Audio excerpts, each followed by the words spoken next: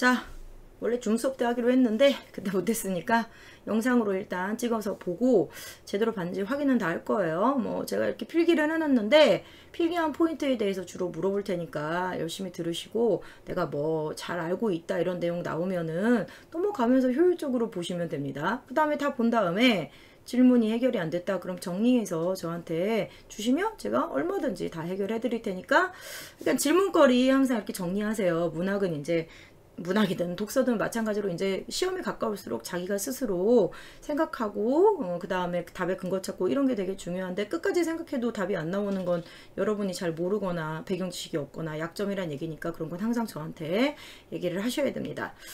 자, 시는요, 현대시든 고전시가든 제가 제일 중요한 게 뭐라고 했어요? 읽고 난 다음에 문장으로 주제를 말할 수 있어야 돼요. 한 문장 정도로 이렇게 이런 시입니다. 주제가 뭡니다. 예? 예, 그렇게 말할 수 있어야 돼요. 그게 제일 포인트예요.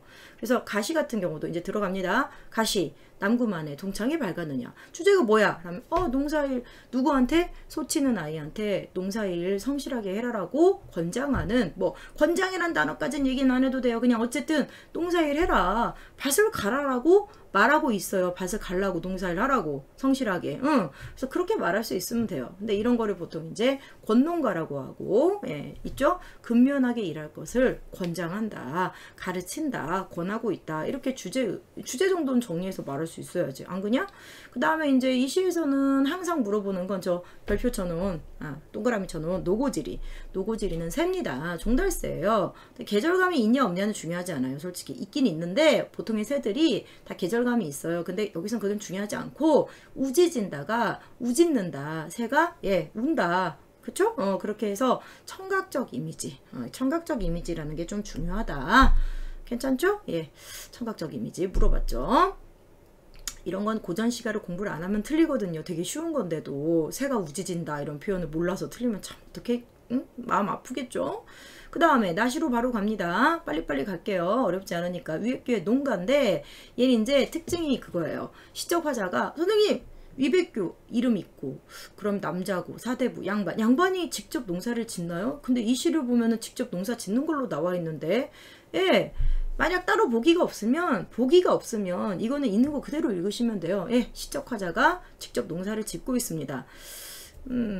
가시와 다시와의 그런 차이점이 있죠. 가시하고 다시는 약간 듣는 사람, 이 시 보는 사람, 여기 가 같은 경우에는 그 가시 같은 경우에는 소치는 아이한테 얘기하고 있고, 다시는 이제 농사하는 농사꾼들에게 얘기하고 있는 건데, 마을의 사람들.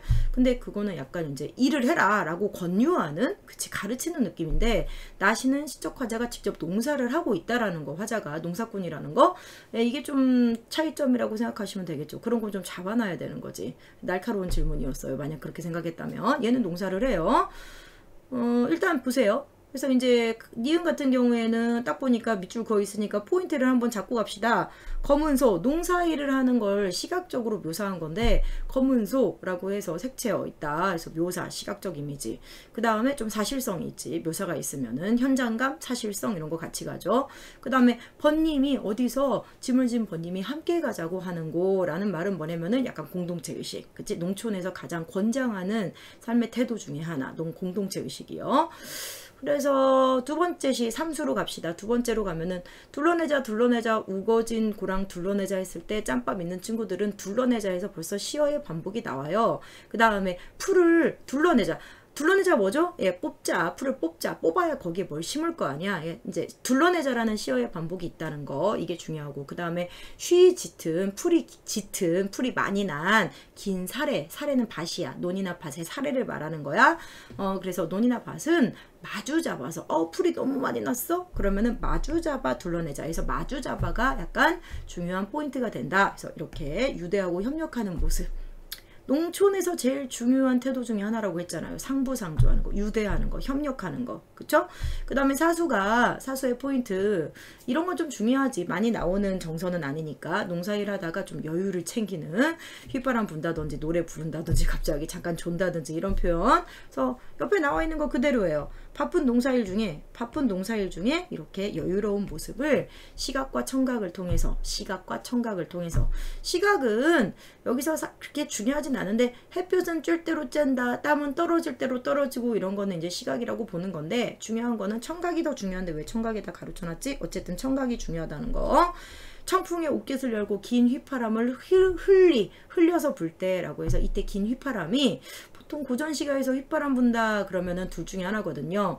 근데 상황 보면 알아요. 뭔가 서글픈 심정을 달래기 위해서 부른 것도 있고 근데 딱 보면은 뭐 나라가 망해서 슬프다 그래서 휘파람 분다 좀 허망한 그런 서글픈 심정이 휘파람으로 나타나는 거고 이거 보면은 여유로운 어떤 바쁜 농사일 가운데 쉬면서 부르는 휘바람 이렇게 생각하시면 되고요. 그래서 여유로운 모습이다. 청각적 이미지고 이렇게 정리하시면 되고 길 가는 손님이 아는 듯이 머무르는 곳에서 이거 잘 물어보는데 이건 어쩔 수가 없는 게 만약 이렇게 해석이 두 가지로 되는 거를 잠깐 모르겠으면 스탑하고 보세요. 해석 두 가지라는 거.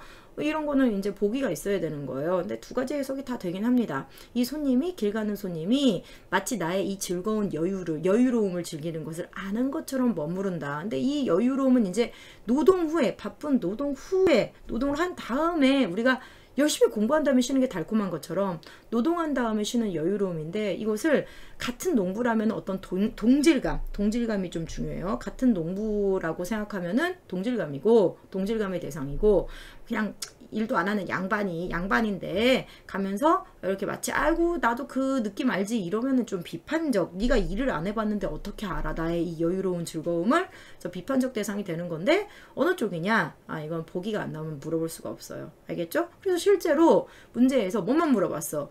위액교의 농가제 사수에서 뭐 물어봤어?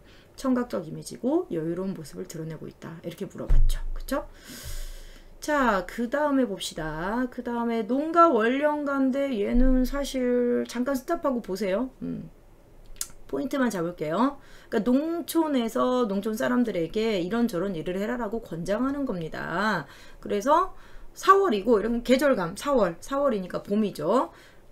계절적 배경이 나타나 있고요. 아예 계절적 배경이 그 다음에 뻐국새라든지 꾀꼬리라든지 이런 게 계절적 배경 아예 있고 그 다음에 새 이름도 있고 그러면 이제 뻐국새나 꾀꼬리는 역시 청각적 이미지로 계절감 드러내고 있는 시어 맞죠.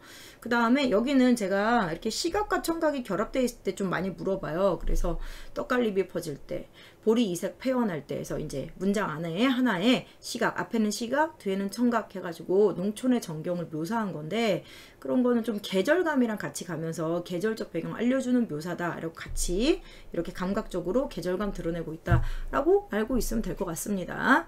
그 다음에 제가 누에치기하고요 지금 목화에다가 또 체크해 놨는데 누에치기하고 목화는 딱 뭔 거 같아? 라고 물어보면 문제 푼 사람들은 이거는 그렇지 농사일인데 입는 거, 먹는 거 말고 입는 거.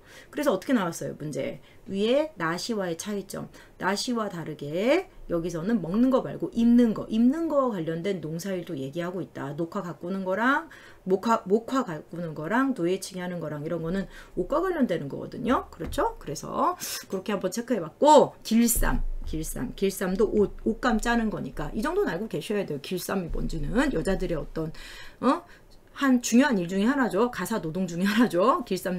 길쌈으로 배 짜는 거 이런 거. 그래서 그렇게 좀 체크해 봤고 그 다음에 수수, 동부, 녹두, 참깨, 부룩 뭐야? 그러면은 열거법이고 이렇게 심어야 되는 작물의 종류가 구체적으로 나와 있다. 이것도 나시와의 차이점으로 나왔습니다. 라고 대답할 수 있으면 될 것 같아요. 자, 그 다음에 참고로 여기는 하소는 물어봐서 내가 얘기하는 거야. 중요하진 않아. 물어보니까 뭐뭐 하소. 그러니까 명령문입니까? 그래서 하오체예요. 하오체의 약간 사투리 같은 건데 하소 뭐뭐 하소 이런 건데 하오체고요. 원래 하오체는 뭡니까?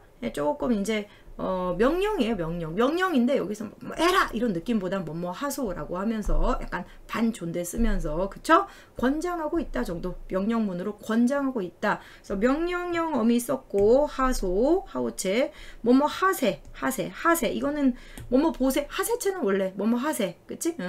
그래서 하세체는 우리 함께 즐기세 이런 것처럼 청유형이거든요. 그래서 명령형과 청유형 문장인데 그건 중요하진 않아요. 질문해서 한다고 했어요. 근데 중요한 건 약간 이런 어미를 통해서 주제 자체가 농사일을 권장하는 거니까 농사일을 권장하고 있다 정도로 알고 계시면 됩니다. 그러니까 이제 공부를 했으면 다시 해서 이렇게 문제에서 물어본 포인트 정도는 정리돼 있어야 돼요. 그러니까 방금 한 것처럼 계절적 배경 나오고 계절감을 드러내는 시어, 그 다음에 새가 운다, 청각적 이미지, 누에치기나 목화나 길쌈은 먹은 거 말고 입는 거와 관련된 농사일이다. 그 다음에 열거법, 수수, 동부, 녹두, 참깨, 부룩, 열거법 쓰고 있다. 그 다음에 뭐 이런 거는 나오진 않았으니까 그냥 농사일을 권장한다 정도만, 그치? 명령형, 청유형, 어미는 몰라도 돼요. 알겠죠? 근데 방금 말했던 거 내가 문제에서 물어보는 건 좀 지문 봤을 때 떠올라야 된다. 그래야 기출의 공부가 돼 있는 거다. 자, 그럼 이렇게 하고 나면 사실 문제는요 다 한 거예요. 뭐 54번 같은 경우도 5번이 왜 답인지 청각적 심상 체크했죠? 설마 나머지에서는 뭐 심경 변화라든지 생선과 소멸인데 이게 마더텅에는 소멸이 다해서 다의 소멸이 아니라 나의 소멸이다 이렇게 돼 있었나? 이렇게 풀을 둘러내자가 풀을 뽑아내자는 건데 풀 뽑는 게 소멸의 이미지다라고 돼 있었나? 근데 전 아니라고 봐요. 풀을 뽑는 게 소멸의 이미지? 풀을 뽑는 건 뭐 풀을 제거하는 건데 그걸 소멸의 이미지라고 보기는 좀 뭔가 녹아내린다. 뒤에 나오는데 소멸의 이미지는 있던 것이 없어진다의 의미거든요. 뭘 뽑아낸다 이런 어떤 적극적인 행동의 결과라기보다는. 그래서 뭐 중요하진 않은데 저는 둘 다 아니라고 보고요. 예, 그래서 얘는 5번이 답이라는 게 중요하고, 가시의 시선의 이동이 어디 있습니까? 원경, 긍경. 원경, 긍경, 시선 이동. 긍경, 원경. 가까이, 멀리, 멀리, 가까이, 시선 이동. 어떻게 하냐고요? 이건 무조건 나오면 딱 보여요. 그러니까 맞는 말로 나오려면은 가까이 있는 우리 집 앞에 있는 정원에 있는 풀을 보다가, 풀의 꽃잎 보다가, 그러다가 저 먼 산에 산봉우리에 나무를 보는 약간 그런 식으로 정확하게 나오기 때문에, 아니면 멀리 이런 말도 나 멀리 보다가 바로 옆을 보고 이렇게 나오니까 너무 염려하실 필요는 없어요. 딱 맞는 말이라면은 이거 맞지? 이게 아니 이거 맞나? 이게 아니라 가는 시선의 이동은 진짜 맞는 말로 나오려면 확실하게 보여요. 그게 맞으려면 멀리 보다 가까이 본다, 가까이 보다 멀리 본다. 그러니까 걱정 안 하셔도 돼요. 일단 아리까리하다 혹은 없는 것 같은데 그럼 없는 거예요. 1번은 그치? 이런 표현 안 하는 거예요. 자, 그 다음에 55번 방금 했던 거 다 정리돼 있죠? 5번 같은 선지는 좀 중요하니까 5번 같은 선지는 답은 이제 4번인데 아이고 4번인데 농사일 열심히 하라고 권면하고 있는데 이런 거 쓰면 되겠어 괴로움. 근데 이제 이럴 수도 있구나. 농사일을 권면하는 농촌의 생활을 노래하고 있는 시중에 농번기 한참 바쁠 때 이렇게 집이 비어있는 상황을 묘사하고 있다. 그럴 수도 있구나 정도로 알고 계시면 돼요. 넘어갑니다. 자, 56번도 됐죠? 자, 57에서 59번, 그러니까 56번은 뭐가 됐냐면 이미 다 얘기했다는 거야. 제가 지문 설명할 때 이미 문제에 있는 걸 다 섞어서 설명한다 했어요. 네. 그 다음에 57에서 59번. 글쎄, 얘는 그냥 어이 못 오던다 해서 내가 중요하게 생각하는 건 왜 오지 않느냐라고 이제 임해에 대해서 오지 않는 임에 대한 그리움, 외로움 이런 거 얘기하면서 여러 가지 이제 맨날 얘는 나오면 똑같이 여러 가지 표현법 중에 제가 써놓은 거 연쇄하고 반복 하도 많이 해가지고 알지? 연쇄 무쇠로 성을 쌓고 하고 성 안에 바로 앞에 있는 구절의 뒷부분을 바로 연결시켜서 시작하는 거 안 할게요 이거는. 근데 이제 여기서 가끔 아직도 질문하시는데 못 오던다 못 오던다 아니 오던다 해서 니은다 있죠. 니은다 고전시가에서 니은다 이건 중세국어 문법에도 나오는데 니은다는 평서형이 아니라 의문형이죠. 그래서 왜 어이 못 오더냐 라고 해서 의문형으로 처리해야 되는 거. 어이 못 오더냐 이렇게 왜 못 오더냐 이렇게 알겠죠? 자, 한 달이 30날에서 맨날 이런 거 천리, 만리, 30날, 360일 이런 거 나오면 구체적인 수치로 그리움과 원망을 강조한다. 근데 또 제가 방금 천리, 만리 했다고 해서 오해하실까봐 구체적 수치 계열에서 이제 약간 천리, 만리 이렇게 되면 과장까지 들어갑니다. 알겠지? 천년, 만년 이런 거 약간 구체적 수치인데 구체적 수치로 뭔가 정서나 상황을 강조하는 건데 천년, 만년 이렇게 되면은 한 달이 30날인 건 과장은 아니잖아요. 한 달은 딱 30날 맞죠. 근데 너랑 나랑 1000년 동안 헤어져 있어도 1000년 동안 어떻게 헤어져 있는 사람 100년도 못 사는데 이렇게 되면은 구체적 수치 플러스 과장적 표현 이렇게 알겠죠? 한 달인 것까지 알고 있으면 돼요. 그 그 다음에 날 보러 하루가 없으랴. 여기서 서리법인데 하루가 없겠어. 네가 나를 안 보러 오는 거 네가 나를 그렇게 사랑하지 않아서 그러는 거지. 원망까지 있다는 거 알겠지? 서리법으로 님에 대한 원망, 나를 보러 오지 않는 임에 대한 원망이 있다는 거, 이게 제일 중요해요. 어이보도돈다에서는. 그 다음에 외기록이 나오는 건데 청천에 나오는 외기록이 하도 많이 해서 의인화된 청자에게 말을 건네고 있다는 거 알지? 그래서 야 외기록이야 한양성 내에 들려서, 아마 한양성이 이미 있는 곳이겠지. 그래서 이미 있는 곳에 들려서 내 말을 좀 외쳐서 전해다오. 어떻게? 여기 제가 써놨는데 큰 따옴표로 해놨거든요. 이 부분이 이제 전해달라는 말이죠. 부디 내 말을 좀 전해주렴 하고 부탁한 거야. 근데 여기까지 끝났으면은 그렇게까지 웃기진 않을 텐데, 근데 마지막에 우리도 하면서 이때 우리가 기러기죠. 그래서 기러기가 우리도 됐어? 대답하는 거야. 우리도 님보로 바삐 가는 길이라서 네 말은 전할동 말동한데? 지금 비웃는 겁니까? 약간 웃기죠. 이 부분이 좀 해학적이다 라고 생각하시면 됩니다. 아시죠? 사설시조에서 이렇게 좀 부정적 상황, 임과의 이별, 부재, 이런 부정적 상황을 마무리로 해학적으로 끝내는 건 그런 자기 상황에 대한 객관적 거리를 확보해서, 알겠지? 객관적 거리 확보해서 잠깐이라도 그런 내적 갈등, 슬픔으로부터 벗어나려는 우리 민중 문학의 특징이다라고 했습니다. 잠깐 벗어나 보려는 객관적 거리의 확보라고 했어요. 해학적으로 끝내는 건 부정적 상황이지만. 됐죠? 그 다음에 이게 중요하죠. 대화 형식이라는 거. 그치? 만약에 마지막에 우리도 이거 빠져 있으면은 그냥 말을 건네고 있는 거다 이렇게 하는 건데, 물론 여기 나에도 그냥 의인화된 청자에게 말을 건네고 있다 이렇게 물어봐요. 근데 여기서 한 걸음 더 나아가서 대답이 나오면 머릿속에 바로 플러스 말을 건네고 있는 거 플러스 대화 형식까지. 됐죠? 그 다음에 얘는 어렵지는 않은데 정선 아리랑인데, 미리 얘기하자면 정선 아리랑의 포인트는 매연이, 원래 약간 아리랑이라는 민요가 그렇습니다. 이게 구비전승되면서 첨가돼요. 추가돼요. 주제들이. 그래서 약간 주제들이 하나로 독립적으로 일관성이 없어요. 각 연마다. 그래서 보세요. 1연 나를 아리랑 고개로 나를 넘겨주게. 뭐 없어요. 왜 어쩌라고 뭐 이 정도예요. 그쵸? 안 나와. 그냥 2연부터 봅시다. 2연이요. 여기 뱃사공아 딱 보는 순간 청자에게 말 건네는 어조 나오죠. 근데 배를 건네주게. 그러고 나서 쌀이꼴 올동백이 다 떨어진다는데 이건 보기가 없으면 못 물어봐요. 실제로 안 물어봤고. 근데 제가 이제 약간 추가적으로 설명하자면, 이게 이제 시적 화자가 여잔가 남잔가 그건 중요하지 않아. 쌀이꼴이라는 곳에 가서 올동백, 동백꽃을 같이 보기로 약속을 한 거야. 애인이랑. 근데 배가 없는 거야. 그래서 안타까운 거죠. 야 언제 나타날 거야 뱃사공. 빨리 나 좀 배 좀 건너줘. 이러다가 올동백이 다 떨어지겠다. 내 님이랑 같이 봐야 되는데, 꽃구경 해야 되는데. 오늘 여의도에서 불꽃 충치한다는데 그걸 못 보겠죠? 여러분이나 저나. 안타깝네요. 나중에 또 보면 되지. 그치? 자, 아무튼 안타까움이라는 거. 근데 이거는 솔직히 계속 얘기하지만, 아까도 얘기했지만 보기를 안 주면은 이게 뭐 남자랑 여자랑 쌀이꼴 동백 보러 가기로 약속을 했고 이거 안 나오면은 안 물어봐요. 약간의 안타까움 정도. 그냥 말만 해놓는 거예요. 제가 물어보진 못하지만 혹시라도 해서 이런 내용도 있다.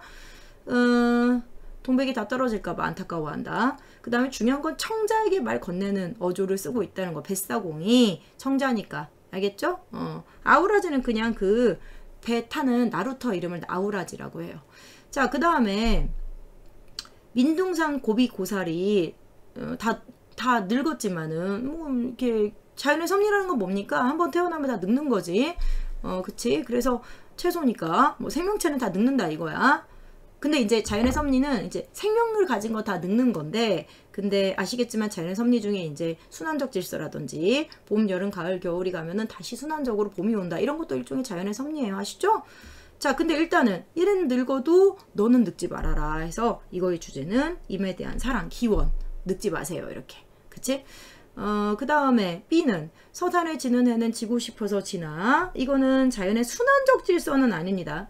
자연의 순환적 질서는 다시 진 해가 다시 뜨고, 그치? 뜬 해가 지고 진 해가 다시 뜨고. 알겠지? 그게 순환이야. 근데 지고 싶어서 지나. 서산에 지는 해 자체는 그냥 자연의 섭리긴 해. 해가 떴다가 안 지면 안 되지. 해가 지긴 져야지. 이런 건 자연의 어떤 섭리고 자연의 질서는 맞는데 순환적 질서는 아니에요. 그래서 이건 뭡니까? 이미 나를 떠나는데 임에 대한 원망이 아니고 이해라고 했죠. 응? 여기 지고 싶어서 지냐? 그럼 임은 가고 싶어서 가나? 이렇게 해서 해와 임이 대응하면서 임에 대한 이해다. 원망이 아니다. 이렇게 하면 돼. 그 다음에 C. 성님, 사촌, 형님인데 성님이라고 하는 거야. 사투리니까 이거는. 그래서 반복이라는 거. 나왔지? 그 다음에 시집살이 어떻던가? 라고 물어봤더니 3단 같은 형님의 대답이에요. 이게 시집살이 노래라고 따로 있어요. 원본이. 근데 약간 압축적이죠? 3단 같은, 비단 같은 내 머리가 이렇게 비사리춤. 예, 비사리춤 딱 봐도 알겠지. 뭔지 여기 나와 있지만 뭔지 알겠지? 사리 껍질을 묶어놨는데 이게 뭐냐면 빗자루야.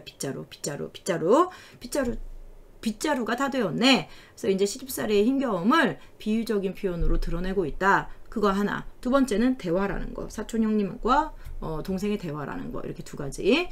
그 다음에 순환적 질서 얘기를 여기서 나오니까 내가 아까 그건 아니야. 해가 지는 거 지고 싶어지나? 아니면은 고비 나물 늙는다? 이런 거 그냥 생명체 혹은 해가 진다. 떴던 애는 진다. 이렇게 자연의 어떤 시간의 흐름의 질서 이런 거는 섭님 것도 맞는데 순환적인 질서라고 할 땐 이렇게 오늘 갔다가 오늘 졌다 이거야. 내일 오는 것 갔다가 다시 온다는 거죠. 이건 이제 자연의 순환적 질서가 맞습니다. 근데 문제는 아까는 해랑 임이랑 대응됐지만 얘는 한 번 가신 우리님은 언제 오나 라고 하면서 대비되는 거지. 그래서 이런 순환적 질서의 질서가 대비되는 우리 님의 돌아오지 못하는 모습. 그러니까 인간과 자연사가 대비된다인 거야. 그렇지? 이거야. 그래서 순환적 질서지만 이건 대비되는 상황을 들어서 그리움과 슬픔을 강조하고 있다.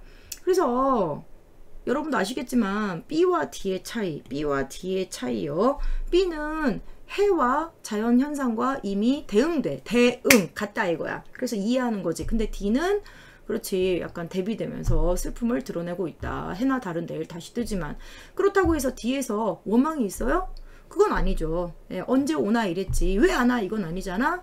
그래서 언제 오나 그리워하고 있고 슬퍼하고 있다. 근데 이를 보세요. 이는 당신이 나처럼 나를 생각한다면 내가 널 생각하는 것처럼 나를 생각한다면 천리라도 신발 벗고 오리라. 이때 천리는 구체적 수치죠. 그쵸?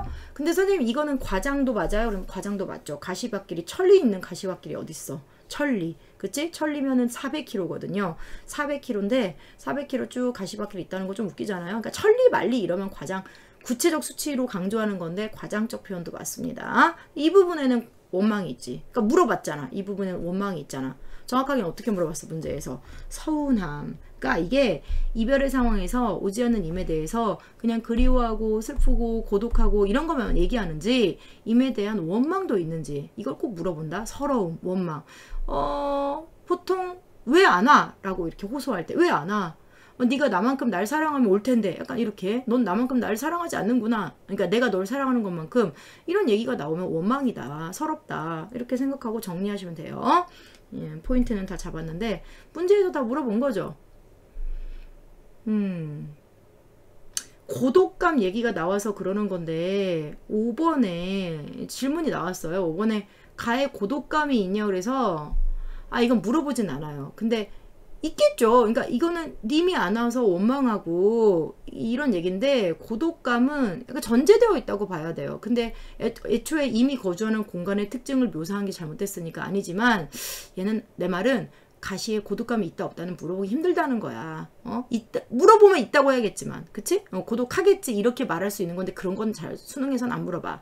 근데 이제 나시에는 물어볼 수 있어. 나시는 고독감이 있다라고 물어볼 수 있어. 왜냐면은 여기 정막 공규가 정막하다라는 말이 고독하다 여기서는 외롭다 쓸쓸하다 이런 얘기라서 정막한 텅 빈 방이 정막 공규거든요. 규방. 그래서 이거는 좀 물어볼 수 있지. 얘는 고독감이 정확하게 드러나니까. 뭐 그렇게 좀 얘기하고 넘어갈게요. 그럼 정막 공규는 공간에 대한 묘사인가요? 그래서 내가 아니 정막공교는 공간에 대한 묘사까지 가기 힘들어요. 그냥 단어 하나라서 약간 관습적으로 의미 없는 독수공방의 상황을 나타내는, 의미 없는 혼자 있는, 혼자 지내는 빈방, 이래서 상황 자체를 나타내는 건데 묘사까지는 가기 힘들어요. 묘사는 약간 시각적이든 청각적이든 뭔가, 보통 묘사라고 할 때는 수능에선 시각적 묘사가 되게 강하게 나타나거든요. 음성 상징어를 쓴다든지 의태어를 쓴다든지. 그러니까 정막공교라는 말 하나 가지고 묘사라고 할 수 없다. 그러니까 좀 애매하다 싶은 건 수능에선 거의 안 나오니까 걱정 안 하셔도 됩니다. 자, 58번은 아까 지문 A부터 E까지 얘기하면서 싹 했어요. 그래서 문제 보면서 그렇지, 이제 이렇게 공부했던 걸 좀 떠올려봐. 이미 자연의 섭리 뭐였지? 자연의 섭리가 고사리 나물이 늙는다고, 그치? 그렇게 표현한 거였지. 하지만 임은 안 읽었으면, 맞네. 그다음 B, 이미 떠나가는 걸 자연현상에 빗대어서, 뭐야? 그렇지, 해가 지고 싶어서 지나. 그래서 해가 지는 것처럼 어쩔 수 없이, 그치? 해가 져야 되잖아. 이것도 자연의 섭리니까 임을 이해하려는 마음, 원망이 아니라. 그 다음 3번, 묻고 답하는, 이게 뭘 물어보는 거예요? 그렇지, 묻고 답한다? 이건 대화 형식이거든요. 물론 자문자답일 수 있어요. 자문자답 빼고요. 묻고 답한다 해서 대화 형식인 거 뭐 물어본 거지? 내용상으로는 시집살이의 고단한 삶 얘기한 거지? 이렇게 물어본 거야. 그 다음 4번 봐봐. 여기는 맞아요. 자연의 순환적 질서는 나타납니다. 근데 그게 다른 게 아니라 자연의 순환적 질서, 다시 졌다가 다시 뜨는 와 달리 대조적으로, 그치? 그래서 임은 그 질서에 따르는 게 아니라 대조된다고 했죠. 그 다음 5번 보세요.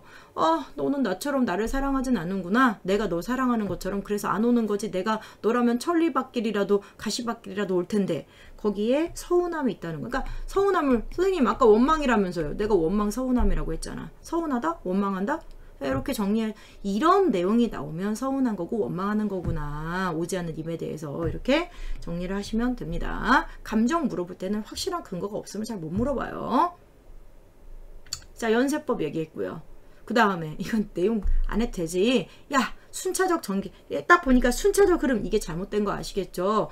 전에 달라는 게 이제 네가 님에게 내가 하는 말 전해줘. 이게 이제 내가 정막 공간에, 정막 공교에 혼자 앉아서 홀로 지내고 있다가 더 과거고, 그것을 전해주는 게 더 미래, 그러니까 과거, 그러니까 혼자 지내는 걸 기준으로 볼 때 더 나중 일이잖아. 네, 순차적이지 않죠.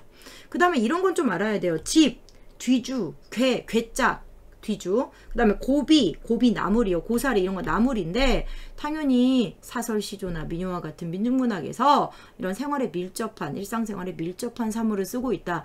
그러니까 이런 게 당연히 난 알고 있었어 이런 사람이 있을 거고, 나 좀 처음 보는데 집, 뒤주, 개, 고비, 나물, 고사리 이런 게 밀접한 사물이라고 해야 돼? 이런 생각이 드는 사람은 이런 걸 이제 알아놔야 되는 거야. 밀접한 사물 맞구나. 농사일 하다가 이렇게 캐워 먹는 그러니까 농사일, 아니면 농사일과 관련이 있다든지, 농사일과 관련이 있다든지, 아니면 집에 놔두는 옷장 같은 거, 가구의 이름이라든지, 그러니까 나물의 이름이라든지, 이런 게 생활과 밀접한 사물이 맞구나. 알겠습니까? 그렇게 좀 정리해 놓으시면 돼요. 그 다음에 뭐 구절의 반복은 했고, 전하여 주렴, 전해주게, 이런 게 부탁이라는 거. 청자 설정하고 말을 건네는 형식은 꼭 물어보잖아. 그쵸? 됐어요.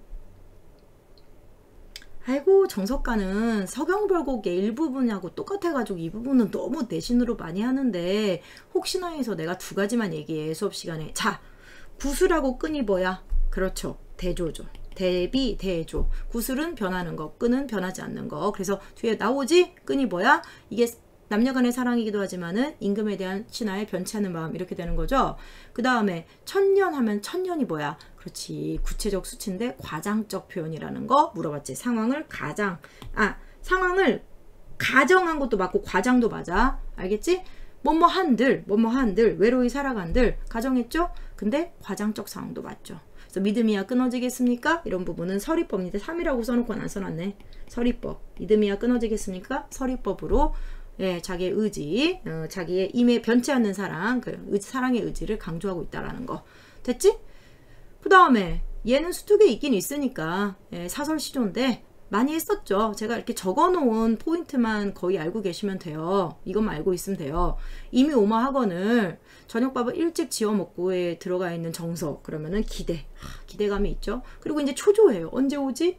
그 다음에 이거 내용적으로 알고 계셔야 돼요. 이건 수특에 있긴 있으니까 나올 수도 있어요. 이번 수능에. 아니 중문 옛날에는 이렇게 집이 구조가 겹겹이로 돼 있잖아요. 그래서 대문 들어가면 중문이 있고 중문 마당이 있고 그 뒤에 이제 대청마루 있고 방이 있고 이런 건데 중문 나가서 대문 앞에서 문지방 위에서 이렇게 손 올리고 누가 오나 가나 누굴 기다려 임을 기다려 그래서 건너산을 이렇게 바라보는데 거기에 검어 희뜩 밑에 나옵니다. 이렇게 어른 하는 거예요. 검고 흰 그림자가 어른 옛날엔 다 흰 옷 입으니까 저것이 임이구나 임의 그림자구나 하면서 착각을 한 거죠. 검어 희뜩이 뭐라고? 임이구나 라고 착각한 거야 하고 저것이 임의로구나 하고 착각하고는 자 이제부터 시작합니다. 뭐가 시작돼? 화자의 과장적인 그런 어떤 행동이 묘사가 될 거예요. 과장적으로 우당탕탕탕 약간 뛰어가는 거 임의라고 생각하고 건너산까지 뛰어가는 거예요. 이 여자가 버선 벗어 품에 품고 신을 벗어 손에 쥐고 대구법인 건 아시죠? 곤비 님비 님비 곤비 전방 지방 지방 천방 밑에 의태어라고 나옵니다. 그러니까 정신없이 앞뒤 가리지 않고 여기저기 밟아가면서 진대 마른 데 가리지 않고 진 땅 마른 땅 진 땅은 이제 물 습기 있는 땅 가리지 않고 워렁퉁탕 우당탕탕 음성상징어가 나와요. 의성어 의태어 모두 나옵니다. 의성어라고 했어요. 워렁퉁탕 우랑탕탕 의성어 쓰고 있고 그래서 약간 생동감도 있고 그 다음에 과장적이기도 하고 그 다음에 희화화돼 있고 과장적 묘사는 다 희화화거든요. 좀 웃기다 이런 얘기입니다.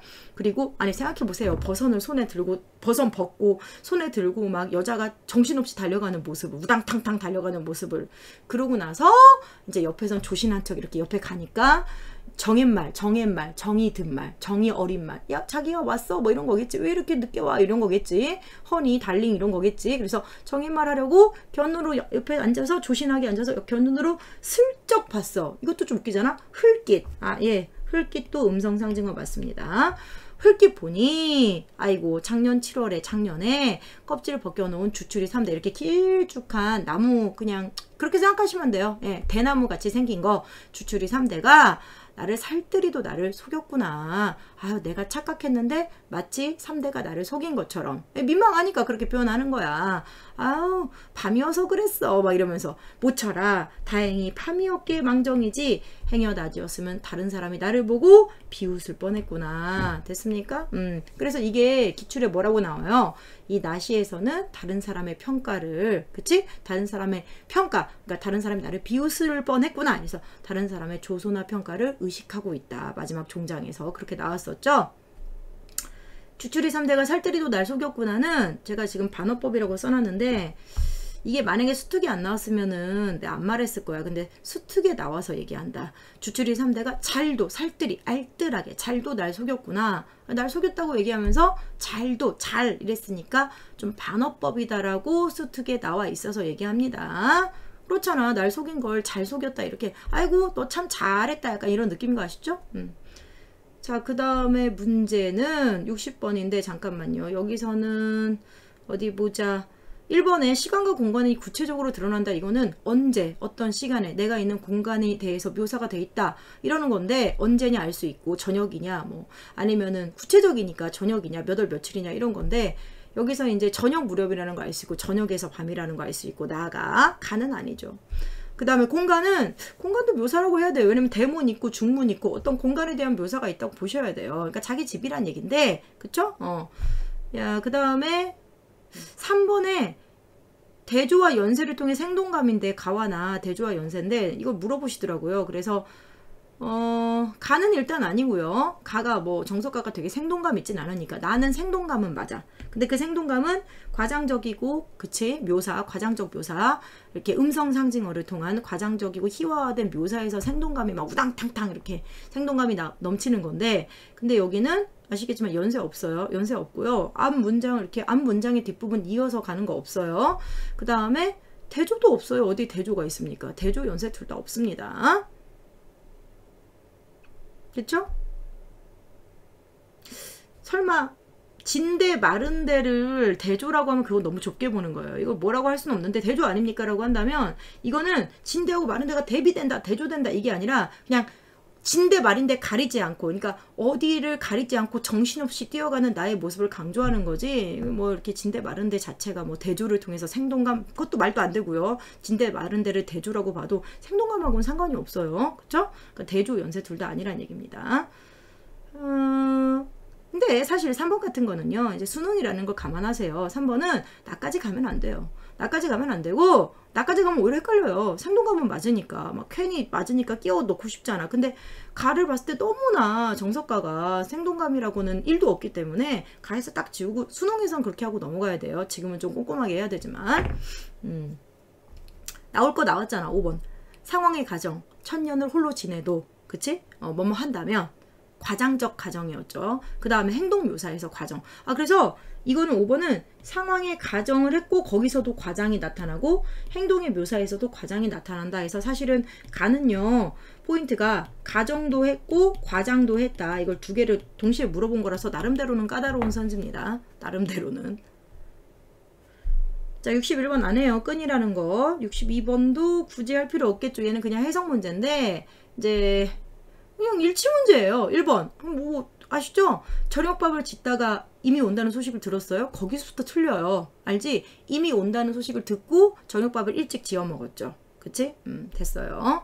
뭐 느긋하게라든지 원망, 임에 대한 원망 없습니다. 그냥 주추리 3대가 나를 알뜰히도 잘도 날 속였구나라고 표현하는 것뿐인데 임에 대한 원망은 없어. 그리고 이미 오지 못하게 된 이유를 어떤 탓으로 돌리는 것도 없어. 그냥 밤이었기에 다행이었다. 낮이었으면 다른 사람들이 보고 나를 놀렸겠구나 라고 다른 사람들의 평가를 의식하는 부분만 있다고 했어요. 자, 그 다음에 자, 사실 이 가나시에서는요, 가시는 워낙 고3이라면 국가 예찬하고 있네요. 그쵸? 제가 필기한 포인트만 잘 보세요.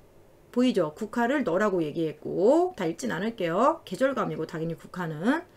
그 다음에 이 시는 계절감이, 이정보의 가시는 이정보의 국화야 너는 어찌는 계절감이 조금 중요하긴 한 게 3월 동풍이 주는 그 봄의 따뜻한, 봄의 이미지와 낙목항천, 국화가 피는 가을의 이미지가 대비되는 게 좀 중요하거든. 그래서 서로 대비적인 어떤 계절적 이미지를 통해서 봄에 안 피고 다른 꽃들처럼 봄에 안 피고 추운 가을에 폈다. 이게 이제 국화의 가치를 더 강조하는 거기 때문에 그런 대비적인 계절적 이미지 통해서 대상의 속성을 강조한다. 예찬적 태도가 더 강조된다. 이런 건 좀 중요하겠죠.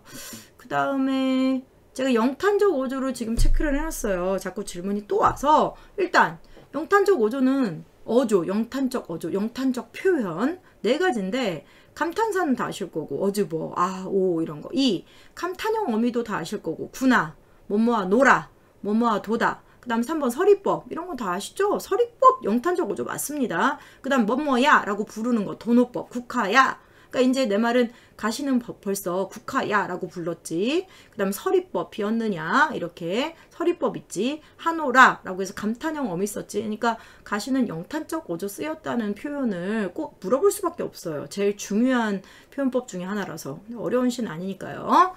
국화에 대한 예찬적 태도. 자, 그 다음에 이렇게 우리가 마무리 한번 합시다. 국화를 왜 예찬해? 예뻐서? 아니지.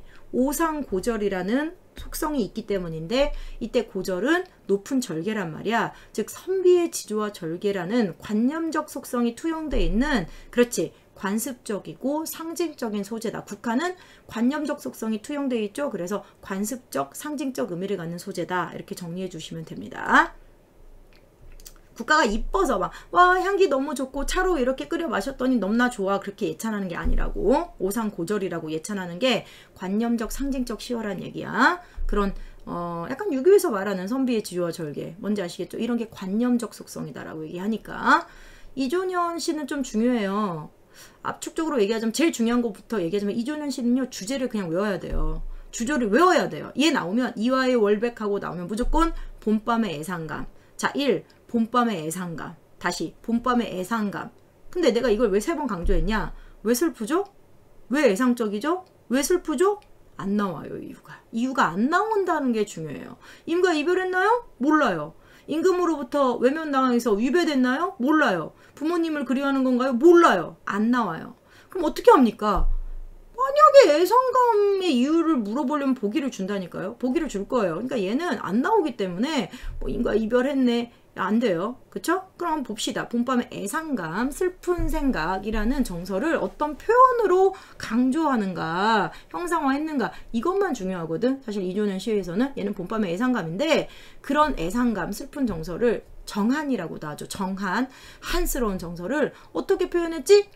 이화의 월백하고 이화, 백꽃, 예, 계절감 맞습니다. 백꽃이요. 백꽃, 도화 이런 거 다 계절감. 살구꽃, 이화, 행화 이런 것들, 도화, 이화의 월백하고 달이 하얗게 비치고, 이 문제 어떻게 나와? 달이 하얀 꽃인데, 이화가 하얀 꽃인데 봄밤에 달이 또 거기에 하얗게 비쳐.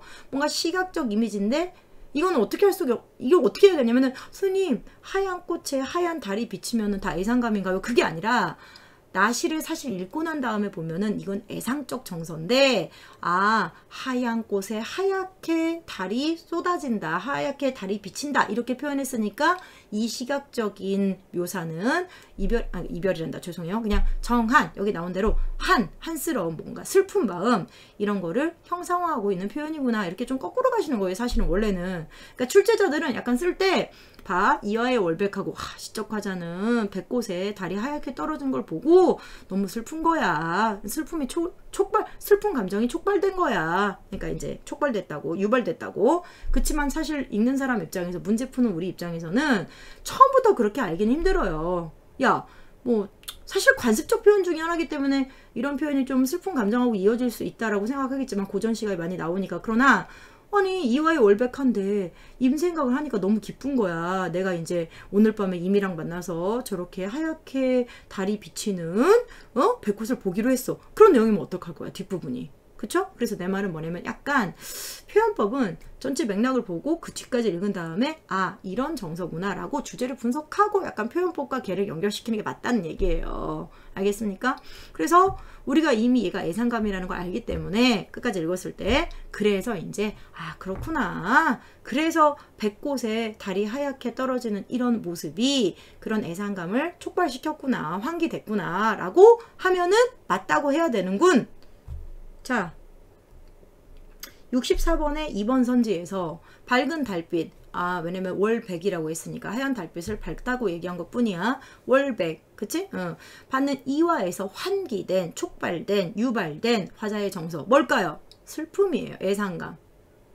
슬픈 감정이에요. 왜냐면 우린 다 읽었잖아요. 읽고 얘기하는 겁니다. 정한. 그걸 이제 일지춘심이라고 나와요. 일지춘심은 봄에 꽃피는 꽃나무가, 봄나무 가지에서 느끼는 봄에 느끼는 마음, 봄에 꽃핀 그 꽃 가지를 보며 느끼는 마음, 이런 건데 춘심. 근데 여기선 애상감이야. 선생님, 기쁘다고 하면 안 돼요? 안 돼요. 왜냐면은 시에서 슬프다고 얘기하고 있으니까. 다정도 평인 향하여 참 못 들어하노라. 어떤 정한이라고 보셔야 됩니다. 일지춘심. 그래서 그런 정서가 뒤에 자규가 나오거든요. 자규는 새예요, 새. 접동새, 소쩍새, 이런 봄에 슬프게 우는 새라고 했어요. 자규야 알랴마는 에서 새가 우는 소리, 청각적 심상. 그래서 시각적 심상, 백꽃이라는 시각적 심상에서 촉발된 슬픈 마음이 자규라는 청각적 심상을 통해서 심화되고 있다. 그럼 왜요? 라고 하면 안 돼요. 그러니까 무슨 말이냐면은, 꼭 그렇습니까? 자규 소리 들으면 늘 슬픈가요? 라고 한다면 1. 원래 고전시가에선 약간 그렇게 관습적 표현으로 써요. 정한을 불러일으키는 소리다. 소쩍새, 접동새, 자규, 귀촉도, 이런 새들이. 근데 그것보다는 두 번째는 계속 얘기하는데 시가 그냥 애상감을 얘기하고 있다는 건 잡아야 돼. 그래서 그렇게 애상감을 노래하고 있는데 뭐 표현법을 시각적 이미지로 이화를 얘기했고, 밝은 달빛 얘기했고, 청각적 이미지로 자규 얘기했다? 무조건 이거는 정서의 심화야. 정서를 표출시키는 거야. 정서를 심화시키고. 내 말이 뭔지 알겠죠? 항상 주제가 문제니까요. 주제 분석했으면, 표현법을 맞게 썼으면 다 그 주제를 뭐 구체화시키거나 형상화시키거나, 아니면 조금 더 유발된 정서 있고 더 밑으로 내려왔으면 당연히 심화되게 돼 있거든요. 전환이 아니면. 그러니까 맞다라고 생각하고 넘어가야 된다 이거야. 주제가 문제예요, 항상. 그 다음에 일지춘심을 자규와 알려면 방금 한 부분입니다. 그래서 초장에서 촉발된 그런 일지춘심, 애상감이, 여기서 일지춘심이 애상감이다. 애상감을 자규에 하려면은, 그래서 자꾸 이별이래. 나도 이 정한이라는 말이 맨날 이별의 정한하니까 나도 이별이라고 하는데 아니에요. 죄송해요. 정한. 그냥 그런 뭔지 모를 이유를 모를 정과 하늘, 애상감을 자규가 알려면은 자규가 알고 저렇게 슬프게 우는 거겠어. 하지만 나는 쟤 때문에 더 슬퍼지네. 그래서 다정도, 이때 다정이 정이 많다 이렇게 하면 좀 그렇고, 느끼는 일이 많다고는 원래 정이 이제 감정이거든요. 많은 감정 이런 건데 여기선 애상감이에요. 그래서 다정도 평인양하여, 이런 슬픈 마음이 평처럼 나를 힘들게 하고 슬프게 해서 잠 못 들어 하노라. 그래서 애상감 심하 이렇게 되는 겁니다. 64번에 3번이 왜 틀렸는지, 물론 가가 너무 아니고요. 대상과 이별 가 웃기네. 근데 나에서도 은하니 키우는 삼경, 이제 늦은 밤이에요. 삼경은 늦은 밤인데 뭐 새벽 1시인가? 나도 정확하게 시간까지는, 잠깐만, 삼경 11시 1시 1시에서 3시 3시에서 5시인데 3시에서 5시인 것 같은데요. 아무튼 늦은 새벽이, 늦은 밤이에요. 삼경이 늦은 밤이고, 이때 대상과 이별한다? 알 수 없어요. 그쵸? 그리고 지금 삼경은 시적 화자가 대상과 이별해서 슬픈지 알 수 없을 뿐더러 지금 화자가 그냥 백꽃 보면서, 하얀 백꽃 보면서 애상감을 느끼는 시간이다. 이렇게만 정리하시면 되는 겁니다. 이별 안 나왔으니까요. 그냥 쓱 보고 맞다 하시면 안 돼. 그럴 수도 있지. 이거 안 돼. 항상 나쁜 게 그럴 수도 있지. 그럴 만한 이유가 있어서 항상 얘기하는 거예요. 맞는 답들은, 맞는 얘기들은, 해석상으로 맞다라고 나오는 선지들은. 제가 이렇게 써놨긴 했는데 모르면 써요. 스탑하고. 정한의 이미지를 나타내는 청각적 이미지와 관련되는 새들의 이름 뭐 이런 건데, 자 다시로 갑니다. 다시는 보기도 너무 쉽고요. 그냥 최치원이 이런 시를 썼구나. 촉규와 예쁜 꽃인데, 시만 보면 탐스러운 꽃이, 탐스럽다. 근데 하필이면 이렇게 밭 옆에 핀 거야. 쓸쓸하게 혼자 피어 있어서, 이게 보기에 있는 말로 바꾸면, 그치, 신분이 미천하다. 능력은 있지만 신분이 미천하다. 해서 이렇게 대비로 표현하고 있고, 그 다음에 그런 뛰어난 능력과 미천한 신분을 대비시켜서 안타까움을 드러내고 있다. 이렇게 나오죠, 선지에. 야, 공부했으면은 사실은 늘 얘기하지만 공부를 했잖아? 그러면 이렇게 A를 보면서, 이렇게 쓸쓸한 황량한 탐스러운 대비시켜서 이런 내용이 나왔었지는 조금이라도 생각나야 돼요. 안타까워하고 있구나. 보기를 참고했을 때 자기의 처지나 상황에 대해서 꽃과 자기를 동일화시킨 거지. 이 정도는 알잖아. 그 다음에 사실 여기서는 제일 많이 물어보는 질문은 2개야. 근데 내가 그래, 그 질문이 들어오면은 너네 왜 주석을 안 보니? 주석 여기 백설탕 표시 이렇게 별표. 주석은 꼭 보셔야 돼요. 그래서 보면은 매실이 누렇게 있는데, 맥풍, 보리가 있는데, 매실과 보리가 언제 익는지는 저도 잘 몰라요. 근데 보리가 익으려면 아마 여름일 거예요. 여름에 보리 익으면 먹거든요. 그리고 가을엔 쌀 익으면 먹고, 그렇게 알고 있는데 봄과 여름으로 이제 넘어가는 한 6월쯤에 먹을 거 없을 때 그래서 보리고개라고 하잖아요. 근데 내 말은 뭐 아무튼 곡식이나 과일이나 뭐 이런 거잖아, 매실? 이런 애들 익어간다는 거는 우리가 언제 익는지 몰라도 계절감 드러내는 게 맞습니다. 그래서 뒤에 보시면 정막강산이라고 벌배추, 벌배채, 들판에 아마 내 생각엔 들에서 어떤 배추를 얘기하는 것 같아. 방언인 것 같은데 어쨌든 벌배채 익어가는 뭐 시기 이렇게 나오는데, 벌배채가 익는다는 거에 왜 계절감입니까? 하면 내가 할 말이 없는 거야. 그게 내가 뭔지는 몰라. 배추가 익는 것 같은데 뭔가 익어간다 했으니까 계절감이라고 하시면 됩니다. 우리가 몰라도. 그쵸? 그래서 그걸 물어보고요. 어디에 계절적 이미지, 계절감이 나타나는 시어가 있나요? 라고 해서, 이건 주석을 안 읽냐? 이렇게. 자, 그 다음 2번째는 시에서 수레나 말 탄 사람이, 그러니까 크게 써줄 수 있는 사람이고, 그 다음에 벌이나 나비가 평범한 사람들이라서 이렇게 대비된다는 거. 그거 이제 물어보더라고요. 정확한 의미를. 그래서, 보기에 있는 말 그대로 한다고 시에 나와 있잖아요. 수레나 말 탄 사람이 파주면 좋을 텐데, 높은 사람들이죠. 그래서 크게 써줄 수 있는 왕이나 아니면 높은 관직을 하는 사람들. 근데 벌이나 나비, 여기서의 벌이나 나비는 그래서 좋은 뜻은 아닌 거야. 그치? 평범한 사람들인 거야. 그쵸? 근데 뒤에 이신의 단가 6장에서 매화의 향기를, 매화가 선비의 지조와 절개, 시적화자 자신의 지조와 절개잖아요. 그래서 이 매화의 향기를 호랑 나비가 알면 애가 끊어질까 하노라, 그렇게 슬플까 하노라. 거기서의 호접은 임금이죠. 그러니까 맥락에 따라 다 다른 거예요, 당연히. 벌과 나비는 항상 좀 평범한 사람들 아니지. 여기선 C에서 대비되니까 뭐 이 정도는 알겠지. 자, 그 다음에 부끄럽고 한스럽네 라고 했는데, 여기서는 이제 감정이 상황에 대한 태도나 정서, 감정이 그대로 직접적으로 표출되어 있어서 표출돼 있다. 직접적으로 부끄럽고 한스럽다. 그치? 내적 갈등이죠. 그런데 그래서 이 시가 쉬운 거예요. 이렇게 정확하게 표출이 돼 있기 때문에 얼마나 쉬워요. 상황에 대한 정서 표출하고 정리하고 끝내면 됩니다. 그래서 저는 64번에서요. 좋은 문제예요. 사실 고전시가에서 참 좋은 문제인데 국화, 매화, 너홀로 피었다 해서 홀로라는 말이 다른 꽃들과 봄에 피는 꽃들과 대비되면서 그쵸? 예찬적 태도를 더 강조하고요. 가치, 국화의 가치가 더 강조되고요.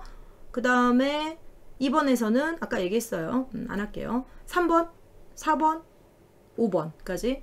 그러니까 이때 그것만 좀 기억해줘. 다정도 병인양 하여 그게 감정을 주체하지 못하는 건 거 알지? 그래서 너무 그 슬픈 마음 때문에 이때 다정함이 아이 다정해 친절해 아니야. 그게 아니고 이조는의 시 나오면은 그 꼭 해석을 꼭 기억을 하셔야 돼요. 다정한 것도 병이다. 아 너무 일지춘심 봄에 꽃피는 봄나무 가지를 보고 느끼는 마음인데 그게 이제 애상감이라는 거 슬픈 마음. 다른 말로 뭐라고요? 이때의 다정함은 예, 정한. 그래서 뒤에 자규가 나오는 거야. 자규. 정한을 느끼고 있기 때문에 자규를 갖다 쓴 거야. 정과 한의 이미지와 관련이 있는 새를. 됐죠?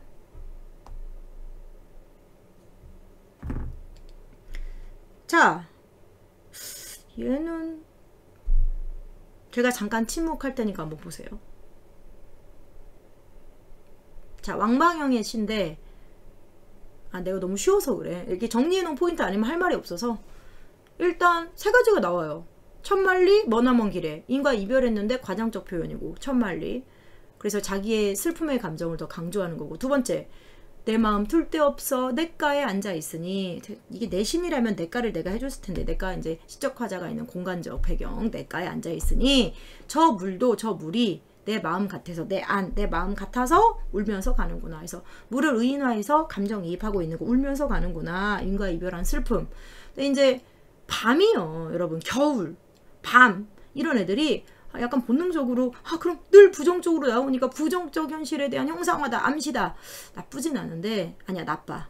바로 그렇게 하는 건 나빠. 그러니까 내 말은 시를 해석을 한 다음에 지금 화자가 혹은 상황이 부정적이구나 라고 했을 때 밤 어둠 새벽 새벽은 사실 약간 양면성이 있어요. 언젠가 이제 아침이 올 거를 아침 오기 직전이기 때문에 새벽은 사실 아직은 가장 어둡지만 또 아침이 언젠가는 올 거라는 희망도 포함하고 있는 시간으로 많이 나와서 양면적인 시간으로 많이 나오는 건데 근데 이제 어쨌든 내 말은 밤, 겨울 이런 그쵸?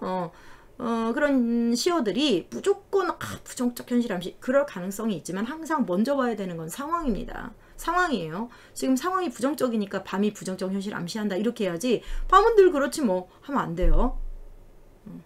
자, 그 다음에 또 나왔네. 뭐가 나왔냐면은 자난다, 니은다 해서 이걸 해석을 자는구나, 누웠구나 라고 했으면 틀림. 자느냐, 누웠느냐 이렇게 좀 다정하냐, 자느냐, 누웠느냐 이게 뭔 말이야. 홍아는 어디 두고 젊었던 시절 얼굴 어디 두고 백골만 묻혔느냐. 지금 시적 화자가 보고 싶었던 어떤 대상이 죽은 거예요. 그래서 젊었던 네가 어느새 늙어서 이렇게 죽었느냐. 백골만 묻혔느냐. 꼭 늙어 죽은 건 아니고 내 말은 죽었단 얘기야. 백골이 되었느냐. 살아있던 네가 이렇게 죽었구나. 그래서 문제에서 뭘 물어봅니까? 홍안과 백골이라는 시어를 대비해서 무상감을 강조한다. 살아있었던 젊었던 네가 여기 이제 어느새 죽어서 묻혔구나. 인간은 늘 변함없이 늘 젊고 살아있을 순 없다. 언제가 죽는다. 약간 이런 의식이 있기 때문에 거기서 오는 무상감이 강조되고 있다. 잔잡아 코날이 없으니 이게 슬픔의 이유다. 뒤에 그를 슬퍼하노라. 슬프다 이런 말입니다. 슬프다 해서 대상의 부재로 인한 슬픔, 대상의 죽음으로 인한 슬픔인데 슬픔의 이유가 앞에 나와 있다는 얘기예요. 잔을 잡아서 권할 사람이 없다. 근데 되게 뜬금없이 문제에 뭐라고 되어 있어요. 뭐 삭막한 세태에 대한 나에게 웃기지 않냐? 나에게 술잔을 잡고 야 술 좀 마셔 영나야 라고 권할 사람이 없어. 이 먹같은 세상 삭막한 세상 이런 게 아니란 말이죠. 이거는 내가 술을 권하고 싶은데 내가 너한테 그러니까 여기 죽어 묻혀있는 사람한테 근데 그 사람이 없으니 네가 죽어서 없으니 그것을 슬퍼하노라 라고 해야지. 되게 맥락이 떨어지잖아. 근데 의외로 틀린 사람 꽤 있다. 해석이 안 되면 틀려요 고전은. 좀 되도록 여러 가지를 하고 EBS에 있는 고전 시가를 다 해야 되는 거죠. 자, 흥망이 유수하니 나라가 흥하고 망하는 것이 수명이 있다. 인생 무상. 나라가 망했다. 망한 걸 슬퍼한다. 망한 고려를 슬퍼한다. 고려 왕조 500년 뭐 이런 거 나오면 다 인생 무상이죠. 의외로 많이 질문을 하시는데 만월 때도 추초로다가 뭔 말이냐 그래서 일단은 해석이 안 되면 해답지도 좀 보셔야 돼요. 이게 일부러 마더텅으로 하는 건데 해설이 다 되어 있습니다. 만월 때는 여기 나와 있잖아요. 그러니까 고려가 망해서 슬퍼하는 건 아시죠? 그래서 고려의 왕궁 터가 이제 고려가 망했으니까 쇠퇴했으니까 가을풀, 추초, 가을풀이라고 왜 하는지 아시죠? 가을 추자죠? 가을풀에 묻혔구나. 그래서 시각적 이미지로 고려가 망했다는 거, 거기에 대한 어떤 무상감, 한탄의 정서를 시각적 이미지로 형상화한 거야. 가을풀에 묻혔구나. 원래 왕궁터였는데, 번화했는데, 이제 가을풀밖에 없다. 근데 그걸로 끝나는 게 아니라 두 번째에선 500년, 고려 왕조 500년의 왕업이 목적, 피리소리에 붙였으니 피리소리밖에 남은 게 없다. 이제 거긴 아무것도 없고 피리소리만 남았다. 이런 얘기야. 목적은 목동의 피리소리야. 그래서 뭐야? 청각적 이미지. 휘파람, 노랫소리, 우지지는 소리, 목적, 목동의 피리소리 이런 거 다 청각적 이미지다. 꼭 물어보죠. 그쵸? 그래서 이것도 역시 왕업, 고려 왕조가 다 싸그리 사라졌다. 피리소리밖에 안 남았다. 허망함, 무상감 이런 거 아니겠어요? 석양에 지내는 객 나그네인데 석양에 지내는 나그네가 눈물겨우 하노라. 왜 슬프겠어? 이런 무상감 때문에 고려가 망한 것에 대한 비애라고 되어 있는데 고려의 약간 마지막 충신이 쓴 시라고 여러분 모르셔도 돼요. 근데 느낌 오잖아. 그래서 고려가 망한 것에 대한 슬픔이다. 비애다. 나라가 망해서 슬퍼한다. 무상감. 자, 그리고요 항상 시에서 이렇게 시간적 배경 석양 저녁이죠? 나오면 물어보면 주제의 형상화예요. 시간적 배경과 공간적 배경은 나왔다면 주제의 형상화, 정서의 심한데 저녁인데 지금 다시가 슬프잖아. 그런 슬픈 감정, 허망하고 그런 감정, 비애 이런 감정을 저녁이라는 석양이 지는 저녁이라는 시간적 배경으로 강조하고 있다. 심화시킨다. 당연히 맞죠. 근데 만약에 시가 68번 문제 때문에 하는 거예요. 자, 시가 자연 친화적이고 자연의 아름다움을 예찬하고 이런 시인데 저녁이야. 그럼 저녁을 배경으로 이거는 어떤 내용인지 볼 것도 없어. 자연 친화고 너무 아름답다라고 예찬적이고 나 지금 만족스럽고 이런데 시간적 배경이 아침에 나왔던 저녁에 나왔던 일단 좋게 해석해야겠지. 여기서는 이제 석양을 배경으로 꽃이 피어있다 이랬으니까 이제 68번에서의 석양이라는 시간적 배경은 꽃이 아름답게 펴있는 것을 더 강조해주는 배경으로 작용한다. 왜 틀리겠어요? 당연히 맞지. 석양 속에 피어있다고 했는데.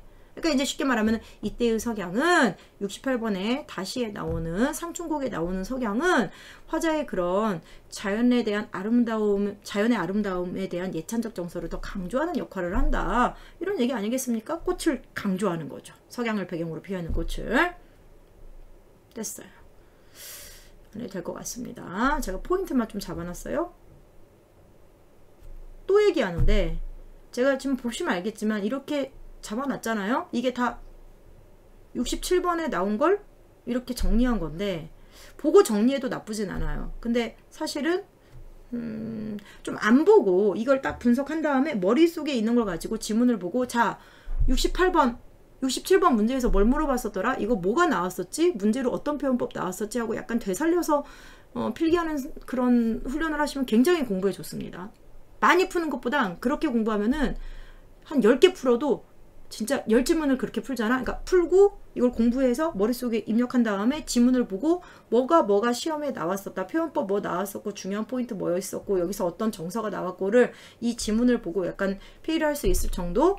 보통 강사들이 그렇게 하거든요. 그래서 그런 식으로 공부를 하면은 제가 볼 때는 기출을 그렇게 한 10개 정도 하는 게 그냥 대충 막 모아놓은 문제집 풀고 알지 시간 맞춰가지고 그렇게 대충 공부하는 것보다는 그렇게 공부를 한 30지문 푸는 것보다 100배 1000배 나아요. 진짜로 제 경험상으로 그렇고 뭔지 아시겠죠? 근데 그거를 하기 싫어하지. 왠지 알아? 이제 백지공부법인데 방금 말한 게 백지공부법인데 제가 보니까 저는 사실은 백지공부법이 되게 전 어렸을 때부터 되게 좋아했거든요. 저는 약간 변태라서 좀 그 어렸을 때부터 고등학교 때부터 공부를 오랫동안 하는 걸 잘 못했는데 그냥 좀 안 됐어요, 여력이. 근데 오랫동안 할 수 있는. 근데 이제 짧게 공부해도 약간 이런 식으로 한 2~3시간 쫙 해가지고는 머릿속에 있는 거를 다시 재정리하고 내가 비어있는 데가 뭔가를 스스로 체크하는 그게 좀 재밌더라고요. 왠지 아세요? 제가 방금 제가 변태 같다고 했잖아요. 저는 고통스러운 걸 좀 좋아해요. 저는 그런 부분에 있어서 저를 좀 고통을 주는 약간 왜 운동 좋아하는 분들이 약간 그런 게 있을 텐데 본인들마다 다 다를 거예요. 약간 내가 좋아하는 영역에 있어서 이거를 확실하게 하려면 내가 고통스러워야 된다는 거 아실 텐데 내 몸에 운동은 내 몸에 각인이 되는 거잖아. 운동이 되게 힘들잖아요, 사실은. 근육 운동이 얼마나 힘듭니까, 빡세고. 근데 그런 걸 되게 즐기는 분들이 있거든요. 아, 그런 느낌? 머리 근육을 고통스럽게 만든다? 그러니까 고통스럽지 않으면 공부가 아니에요, 사실은. 그래서 저는 그게 이제 백지공부법을 제가 지금 방금 말한 게 그런 건데 잘 안 하게 되죠. 왜냐면 고통스러우니까. 근데 뭐 그렇게 공부 억지로라도 하는 게 편한 공부를 100번 하는 것보다 나아요. 그렇게 생각을 좀 해보세요. 제가 수업 시간에 질문을 하는 이유가 그런 겁니다. 왜냐면 질문 들으면 고통스럽거든요. 머릿속에서 뭘 빼내야 되니까. 근데 여러분은 이제 익숙해졌죠, 저한테? 68번에서 포인트는 너무 많이 했어요, 사실. 상중곡은 수특에도 있고. 그래서 넘어갈게요. 이 정도예요. 이 정도는 알아야 된다는 얘기예요. 색채 대비로 선명한 아름다움을 드러내는 표현 있고 뭐 이런 거. 그 다음에 칼로 말아내는가 붓으로 그려내는가. 야, 칼로 잘라낸 것처럼 예쁘고 붓으로 그려낸 것처럼 예쁘구나. 여기서 대꾸법하고 자연의 아름다움에 대한 예찬. 그 다음에 조화신공, 조물조의 솜씨가 물물마다, 모든 자연물마다 꽃, 나무, 산봉우리 모든 것, 물까지 헌사롭다. 헌사롭다 할 때 칭찬하는 표현이라는 거. 다채롭다, 화려하다, 이런 표현이라는 거. 자, 그 다음에 아직도 질문이 좀 오는 것 같아서 얘기하는데 1번 선지가 다와 보기는 이랬는데 보기만이죠. 아, 미안해. 나 다른 거랑 헷갈렸다. 미안해. 나 잠깐 넉놓았는데 뒤에 나오는 거 헷갈렸어. 미안해. 뒤에 나오는 걸 미리 얘기했어. 얘는 둘 다 맞고, 얘는 당연히, 왜냐면 다는 고전 시가 중에 이제 시조고, 그 다음에 얘는 가사인데, 내신 때 많이 했겠지만 시조와 가사는 다 고전 문학이고, 고전 시가고, 다 사음보에 일정한 율격, 정형률을 가지고 있다는 거 아시죠? 사음보로 딱 떨어지는 거. 근데 이제 뒤에 나오는 게 있는데, 뒤에 아세요? 뒤에 현대시하고 고전시가 가사 면항정가였나? 비교하는 문제가 있는데 이제 바꿔놓은 게 있어서 A하고 B라고 해서 바꿔놓은 게 있는데 그거 아직도 질문을 하셔서 제가 얘기한 거예요. 고전시가는 시조나 가사는 웬만하면 다 사음보, 고전시가니까 사음보에 음보율을 갖고 그게 이제 외형률이고 정형적 율격 맞습니다. 들뜬 분위기 즐거우니까요. 익사이팅 하잖아요. 아, 너무 즐겁다. 들뜬 거 맞아요. 그 다음에 5번은 하도 많이 했는데 다시가 이제 청자가 없고 혼자 쭝얼쭝얼거리고 있으면 독백체 맞아요. 알겠지? 예.